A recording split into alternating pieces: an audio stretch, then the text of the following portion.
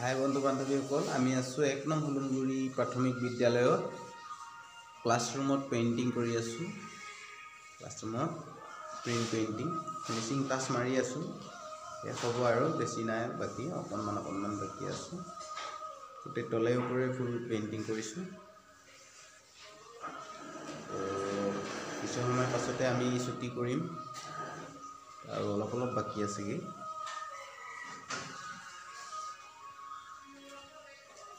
এয়া হৈ গ'ল ৰাজ্যিক প্ৰতীক গণ, এয়া হৈ গ'ল ৰাষ্ট্ৰীয় প্ৰতীক অশোক স্তম্ভ, ৰাষ্ট্ৰীয় ফল আম, ৰাষ্ট্ৰীয় ফুল পদুম ফুল,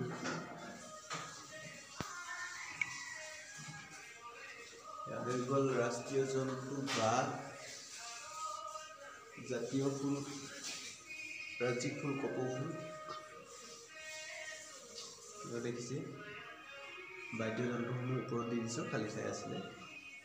তাল, পেঁপা, বাঁহী, গগনা, সুতুলি, টকা, ঢোল, এফালে আছে লগতে মহৎ লোকৰ বাণী, জন্মৰ দ্বাৰা কৰ্মৰ দ্বাৰা এয়া হৈ গ'ল বৰষুণৰ পানী সংৰক্ষণৰ ব্যৱস্থা, যিটো আজিকালি শিশুসকলে শিকিবলগীয়া অত্যন্ত গুৰুত্বপূৰ্ণ এটা বিষয়। বৰষুণৰ পানী আমি কেনেকৈ সংৰক্ষণ কৰি ৰাখিব পাৰোঁ খোৱাৰ উপযোগী কৰি। দেশত দিনক দিনে পানী কমি আহিছে পৃথিৱীত, গতিকে আমি পানী সংৰক্ষণৰ ব্যৱস্থা কৰিব লাগিব। এয়া হৈ গ'ল জলচক্ৰ, কেনেদৰে বৰষুণ হয়। লগতে আছে সেইফালে ওপৰফালে দেখিছে বাদ্যযন্ত্ৰসমূহ দিয়া হৈছে, গীটাৰা, মৃদং, তবলা। এয়া হৈছে হেলিকপ্টাৰ বনাই দিয়া হৈছে, কেচিংখনত মিলাই বাল্বটো টিউবটো। সাগৰীয় চৰাই, আকাশত উৰা বস্তু দিয়া হৈছে, এৰোপ্লেন। ৰক্তিমে বনাই আছে, ফিনিচিং টাচ মাৰি আছে। এয়া হৈ গ'ল বিষ্ণুৰাভাৰ পৰ্ট্ৰেট, কিছু ফিনিচিং টাচ আছে। জ্যোতিপ্ৰসাদ APJ কালাম, এয়া খৰধৰকৈ বনোৱা হৈছে, গতিকে সম্পূৰ্ণ ফুটি উঠা নাই যদিও চেষ্টা কৰা হৈছে। কিছু বাকী আছে, যুক্তাক্ষৰ দিয়া হৈছে খালী ঠাইত। আৰু আছে এফালে দিয়া হৈছে ওপৰত ষ্টেপছবিলাক, লগতে দিয়া হৈছে তলত এটা লাইন, একেবাৰে খিৰিকী বাৰ আৰু দৰ্জাৰ ওপৰত এটা অমৃত মহৎ লোকৰ অমৃত বাণী।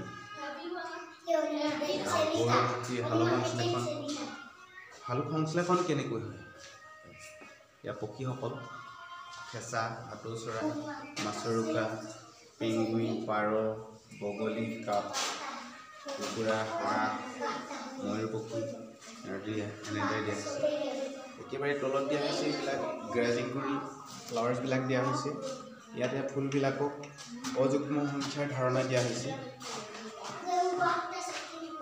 এই আহিলে ভগ্নাংশ চেপবিলাক আছে, 2ভাগৰ 1, 3ভাগৰ 1, 5ভাগৰ 3, 4ভাগৰ 1, এনেদৰে। এয়া সূতা কেনেকৈ হয় তাৰ এটা ধাৰণা সম্যক জ্ঞান পাবৰ কাৰণে ছাত্ৰ ছাত্ৰীসকলে শিকিব পৰাকৈ দিয়া হৈছে। যে এৰী মুগাৰ পৰা যে পলুৰ পৰা যে সূতা হয় তাৰ নমুনা দিয়া হৈছে। এইফালে তলত দিয়া হৈছে ফ্লাৱাৰ্ছবিলাক গ্ৰাজিং কৰি দিয়া হৈছে ধুনীয়াকৈ। এইটো যুগ্ম সংখ্যাৰ ধাৰণা দিয়া হৈছে। ইয়াত যুগ্ম সংখ্যা কোনবোৰ আচলতে সৰু ল'ৰা ছোৱালী শিকিবৰ কাৰণে ক্লাছ 3-4 ছাত্ৰ ছাত্ৰীয়ে জুৰীয়া সংখ্যাবিলাক যে যুগ্ম সংখ্যা বুলি কোৱা হয় তাৰে এটা ধাৰণা দিয়া হৈছে। সাগৰীয় চৰাই, আকাশত উৰা বস্তু। গোটেই ৰাতি লাগিছিল, টোপনি খতি ভাল লাগিলে কিবা জনাব ভৱিষ্যতলৈ, যাতে আৰু একদম ভাল কৰিব পাৰোঁ। তোমাৰ নামটো কৈ দিয়া। মোৰ নাম ৰক্তিম, নতুনকৈ জইন হৈছোঁ। ভাল বেয়া দেখিলে জনাব। নিশ্চয় ৰাইজে আশীৰ্বাদতে আৰু ৰাইজে ইতিবাচক মন্তব্য দিলে আমাৰ বন্ধুসকলে সোনকালে শিকিবৰ কাৰণে, কাম কৰি আগবাঢ়ি যাবৰ কাৰণে উৎসাহ প্ৰেৰণা পাব। আপোনালোকে ইতিবাচক মন্তব্য দিব বুলি আশা কৰিলোঁ। এয়া হৈ গ'ল ভাইটি বন্ধু জয়ন্ত মৰাণ। আজি 3 মাহ ৰানিং মোৰ লগত লাগি আছে। তো অহৰহ দিন ৰাত একাকাৰ কৰি মোৰ লগত সমানে কাম কৰি আহিছে, কষ্ট ত্যাগ স্বীকাৰ কৰি। কেনেকুৱা পাইছে কেনেকুৱা নাই পোৱা, আজিও টোপনি ক্ষতি, যোৱাকালিও টোপনি ক্ষতি, যথেষ্ট কষ্ট কৰিছোঁ। তো আজি কেনেকুৱা পালে আৰু তাৰ চমু পৰিচয়ৰ লগতে আজিৰ মন্তব্যটো আগবঢ়াব বুলি আশা কৰিলোঁ। ভাইটি বন্ধু জয়ন্ত, কৈ দিয়া তোমাৰ পৰিচয়টো কোৱা প্ৰথমে। হয়, মোৰ নাম জয়ন্ত মৰাণ। দুদিন টোপনি ক্ষতি একেৰাহে লাগিছোঁ। ভালে লাগিছে কাম কৰি ককাইদেউৰ লগত। আৰু কৈ যোৱা কি কোৱা। পূৰা টোপনি ক্ষতি যে এখন লাষ্ট এখন শেষ পৰ্যায়ত এটা আছে, এইটোৱে আছে। ছাৰে মানে বাৰে বাৰে কৈ আছে, কোৱাৰ কাৰণে এইটো লাগিছোঁ নিজৰ ফালৰ পৰা। এইটো শেষ বুলি ভাবিছোঁ, আকৌ আহিব লাগিব পাছত। শেষ হৈ যাব কিছু সময় পিছতেই বৰ্ডখন শেষ হৈ যাব আৰু 10-15 মিনিট। এয়া আমাৰ ভতিজা বন্ধু, মোৰ ঘৰৰ ওচৰৰে ভতিজা হয়। আজি 2 মাহ হৈ গ'ল মোৰ লগত অহৰহভাৱে লাগি আছে, দিন ৰাত একাকাৰ কৰি কামত, পেইণ্টিঙত, সকলো ধৰণৰ পেইণ্টিঙৰ কামতেই লাগি আছে, প্ৰটিন মৰা, প্ৰাইমাৰ মৰাৰ পৰা আদি কৰি। তো কৈ দিয়া তোমাৰ পৰিচয়টো দি দিয়াচোন। হয়, মোৰ নাম কল্পজ্যোতি মৰাণ। কি ক'ম আৰু, পেইণ্ট কৰাটো ইমান সহজ কথা নহয়। 2-3 দিন একেৰাহে টোপনি ক্ষতি পেইণ্ট কৰি থকাটো বহুত কষ্টকৰ। বেলেগ একো নকওঁ আৰু, এতিয়া টোপনি ক্ষতি কামটো কৰিতো ভালেই লাগিছে বাৰু।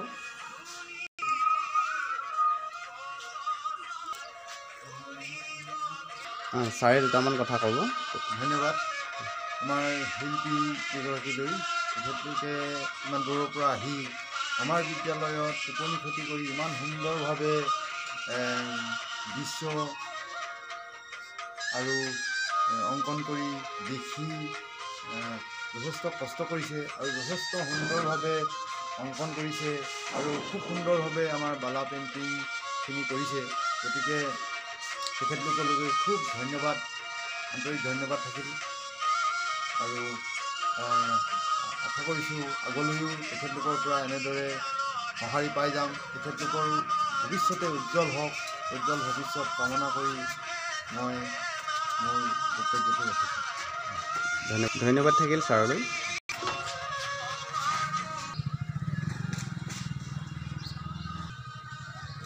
এফালে আৰু 2টা ৰুম আছে, গুণোৎসৱৰ পাছতে আকৌ আহিম এইখিনি পেইণ্টিং কৰিবৰ কাৰণে। আজি কিছু সময়ৰ পাছতে আমি ইয়াৰ পৰা গুচি যাম বহুত দূৰলৈ।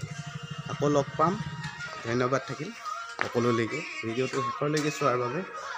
পেজটি ফ'ল' কৰি ৰাখিব, সুন্দৰ মন্তব্য আগবঢ়াব মোৰ বন্ধু বান্ধৱসকলক, যাতে আপোনালোকে উৎসাহ প্ৰেৰণা যোগায়, তাৰ বাবে মোৰ তৰফৰ পৰা অনুৰোধ জনাওঁ।